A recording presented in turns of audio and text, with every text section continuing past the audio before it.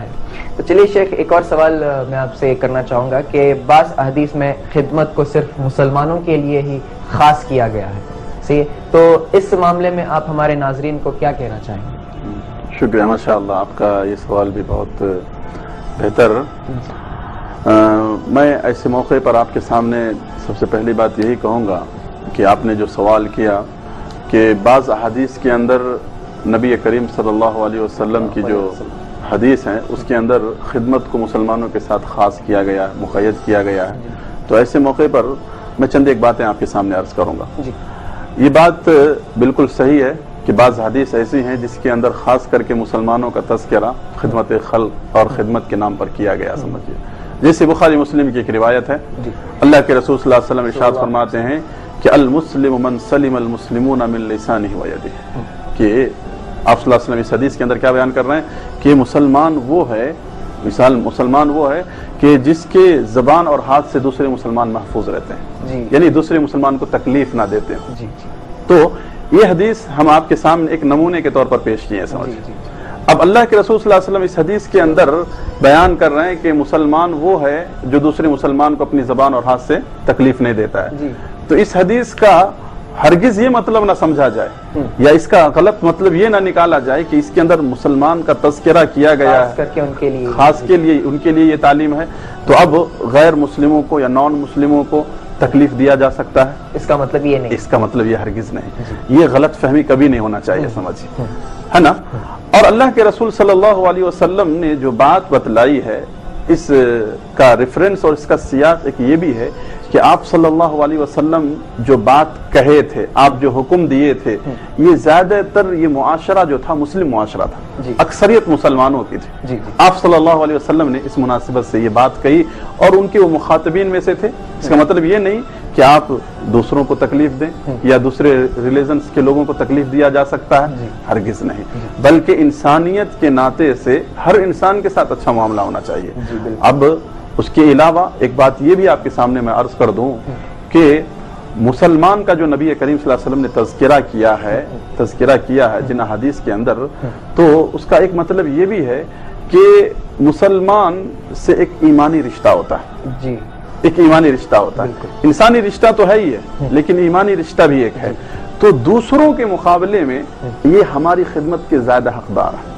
پہلے زیادہ حقدار ہے، سمجھیں زیادہ حقدار ہیں. لیکن انسانیت کے ناطے معاشرے کے اندر جتنی بھی لوگ ہیں وہ تمام کے تمام ہماری خدمت کے مستحق ہیں. اس لیے آپ دیکھیے نبی کریم صلی اللہ علیہ وسلم کی ایک اور حدیث میں آپ کے سامنے بیان کرتا ہوں.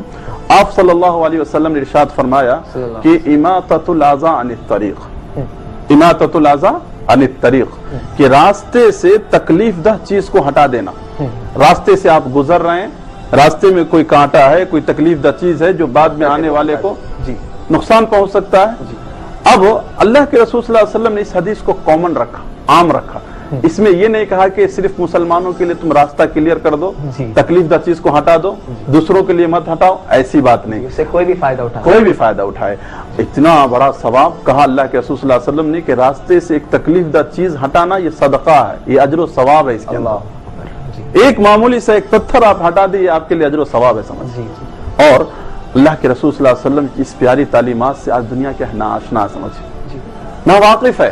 آج جو نبی سمجھیے کامن بات یعنی انسانیت کے حوالے سے اتنی بڑی بات کہے، وہ نبی کسی کو تکلیف دینے کی بات کر سکتا ہے. آج اسلام کے تعلق سے بہت سارے غیر مسلموں کے ذہن میں، ہمارے نان مسلم بھائیوں کے ذہنوں میں، برادران وطن کے ذہنوں میں کہ اس نبی نے بہت سارے ایسے تعلیمات دیے ہیں جو ہم کو تکلیف پہنچیں گی. ایسا کیسے ہو سکتا ہے؟ ان تعلیمات کی یہ سب غلط فہمیاں ہیں اور آج ان تک یہ صحیح میسیج پہنچانے کی ضرورت ہے.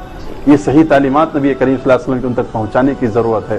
اس لیے میں ناظرین کرام سے یہی بات کہوں گا کہ ہم اور آپ جس ہندوستان کے اندر رہتے ہیں، یہ ہندوستان مختلف ریلیجنز اور مختلف دھرم ان تمام کا ایک سنگم ہے. یہاں پر سمجھیے ہر طرح کے یہاں پر ہندو، کرسچن، عیسائی، مسلم سب کے سب الحمدللہ یہاں پر آپ دیکھیں گے کتنا یعنی ریلیف طریقے سے ایک دوسرے کے ساتھ محبت، اپنائیت اور ہمدردی کے ساتھ رہتے ہیں، زندگی گزار رہے ہیں. ایسا ملک کہیں پر آپ کو دنیا میں نظر نہیں آئے گا جو انڈیا میں ملے گا، صرف انڈیا ہی میں آپ کو ہی ملے گا. ماشاءاللہ. اور تو ایسے ماحول کے اندر خاص کر کے جہاں پر آپ دیکھیں گے ہمارے پڑوسی ہندو ہیں، کسی کا پڑوسی کرسچن ہے، یعنی یہاں پر ہمارے ماحول میں ایک دوسرے کے پڑوسی بہت سارے لوگ ہیں، لیکن کتنی خوشی کے ساتھ زندگی جی رہے ہیں. تو ایسے ماحول میں آپ ناظرین کو میں یہی میسج دینا چاہوں گا کہ خاص کر کے آنے والی نئی جنریشن کو خاص کر کے خدمت خلق کے تعلق سے ان کو بتلایا جائے، اسلام کی اس تعلیم کو، نبی کریم صلی اللہ علیہ وسلم کی اس میسیج کو آنے والے نسل کے ذہنوں میں ڈالا جائے، تاکہ ہر انسان اپنی اپنی جگہ پر اپنے اپنے طور پر خدمت خلق کا اور خدمت کا ایک اعلیٰ مظاہرہ کرے، اچھے انداز میں ایک مظاہرہ کرے سمجھیے، اور یعنی ہر طرح کی تعصب اور تنگ نظری کا جو ماحول ہے وہ ختم کرے، سمجھیے ختم کرے معاشرے کے اندر. اس لیے کہ شاعر نے کہا درد دل کے واسطے پیدا کیا انسان کو، درد دل کے واسطے پیدا کیا انسان کو، ورنہ طاعت کے لیے کچھ کم نہ تھے کروبیاں. یہ دین اسلام کیا ہے؟ دین خدمت ہے، دین رحمت ہے. اور نبی کریم صلی اللہ علیہ وسلم کی یہ تعلیمات اس کائنات کی جتنی بھی مخلوقات ہیں، انسان تو انسان، یہاں تک کہ جو بے زبان مخلوقات ہیں وہ بھی آپ کی اس تعلیمات کے ذریعے سے فائدہ اٹھا رہی ہیں سمجھیے.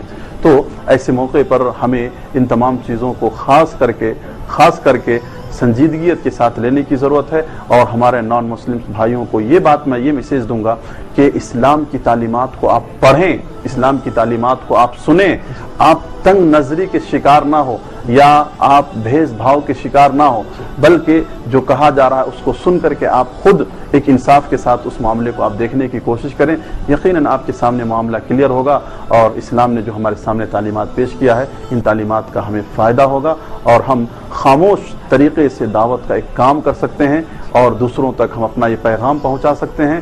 اور آج اس فریضے کو انجام نہ دینے کی وجہ سے آج ہم دعوتی میدان میں پیچھے ہوتے چلے جا رہے ہیں، اور مختلف قسم کی پرابلمز کے اندر ہم آ رہے ہیں. لہذا شاید بات آپ کے سامنے واضح ہو گیا.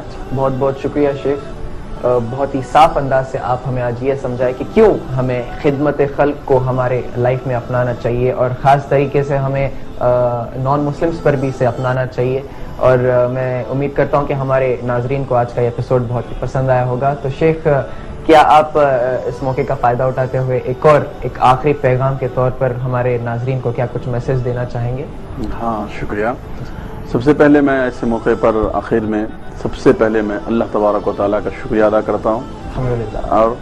اور آج کے ایپیسوڈ میں کہیے جناب دیجیے جواب جو یہ چینل ہے ان کا میں شکریہ ادا کرتا ہوں. آپ بھائی کا بھی میں شکر گزار ہوں کہ الحمدللہ آپ نے اس موضوع پر مجھے بات کرنے کے لیے اتنے اچھے انداز میں آپ نے مجھے بلایا. اللہ آپ تمام کو جزائے خیر عطا فرمائے.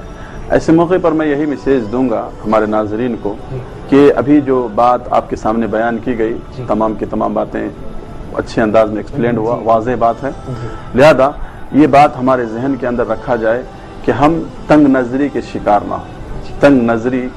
نہ ہو، بلکہ کھلے دماغ سے اللہ تبارک و تعالیٰ نے جو ہم کو عقل دیا ہے، سوچنے سمجھنے کی جو ہمارے اندر صلاحیت دیا ہے، ان تمام چیزوں کا ہم صحیح استعمال کرتے ہوئے ہم معاشرے کے اندر، اس دنیا کے اندر زندگی جینے کی کوشش کریں.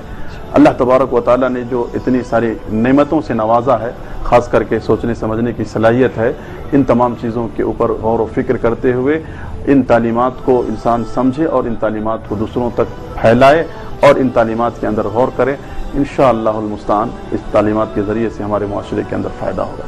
جی بہت بہت شکریہ شیخ. تو میرے پیارے دوستوں، یہ تھے ہمارے آج کے گیسٹ شیخ ابو حمید ثاقب سلیم عمری صاحب. امید کرتا ہوں کہ آپ کو آج یہ ایپیسوڈ بہت ہی پسند آیا ہوگا. شیخ ایک شعر عرض ہے انسانیت کے اوپر کہ انسانیت دل میں ہوتی ہے حیثیت میں نہیں، انسانیت دل میں ہوتی ہے حیثیت میں نہیں، اوپر والا کرم کو دیکھتا ہے وصیت کو نہیں. اللہ تعالیٰ سے دعا ہے کہ اللہ تعالیٰ ہم سبھی کو ہدایت دیں اور صحیح راستے پر چلنے کی توفیق عطا فرمائے. آمین. اور ایسے ہی بہت ہی انٹرسٹنگ ٹاپکس کے ساتھ ہم آپ کے سامنے آتے رہیں گے. آپ کے پسندیدہ شو کہیے جناب دیجیے جواب میں فی الحال آپ اپنے دوست ممتاز علی کو یہاں سے جانے کی اجازت دیں. میں آپ سے اگلے ہفتے پھر ملوں گا. تب تک آپ سبھی لوگ اپنا خیال رکھنا. السلام علیکم ورحمۃ اللہ وبرکاتہ.